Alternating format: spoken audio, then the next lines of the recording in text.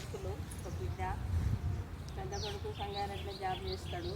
ఈ కొడుకు యోగా చేసుకోవడం అందరికీ నేర్పడం, నలుగురికైనా నేర్పడం అనేది ఆయన సంతోషం.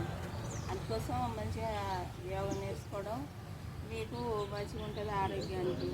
నేను కూడా 10 ఏళ్ళ చేసిన యోగా చేసిన. నాకు ఒకటే కిడ్నీ మా సార్కి ఇచ్చిన. ఆ కిడ్నీ లేకున్నా కూడా నాకు చేయాలి అనే ఉద్దేశంతో కొన్ని రోజులు భయపడ్డా కూడా యోగా చేసినాకనే నాకు ఆరోగ్యం జర మంచిగా అనిపించింది. ఆ దేవుని అయితే ఇప్పటి వరకు అయినా కూడా చేసుకుంటాను. చేతనైన వరకు యాక్సిడెంట్ అయింది, నాకు రెండు కాళ్ళు లోపల పొక్కలే పడినాయి. అయినా కూడా బాగుంటుంది. అయితే కూర్చొని కూడా యోగా చేసుకోవడం, ధ్యానం చేసుకోవడం అట్లాంటివి చేసుకుంటా బాగుంటుంది. అయితే నిమ్మకంగా మీరు కూడా మంచిగా చేసుకోవాలంటే ఆరోగ్యాన్ని ముఖ్యం. మనకి ఎన్ని పనులు ఉన్నా కూడా ఒక గంట సేపు వచ్చి చేసుకోవడం వల్ల మనం నేర్చుకొని ఇంకా కొందరు కూడా చెప్పుకోవచ్చు. అన్నిటికీ ఆరోగ్యానికి మంచిగా ఉంటుంది. బాగుంటుంది. ఇది అని భయపడే అవసరం లేదు.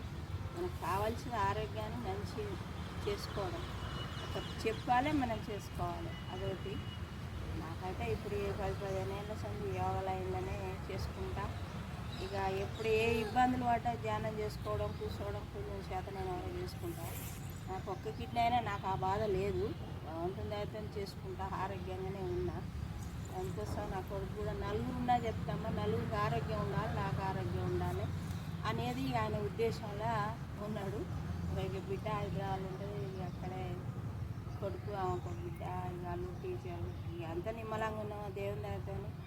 మా సార్ లేకున్నా నా పిల్లల్ని నిమ్మలంగా ఉన్నామని సంతోషంతో బతున్నాను.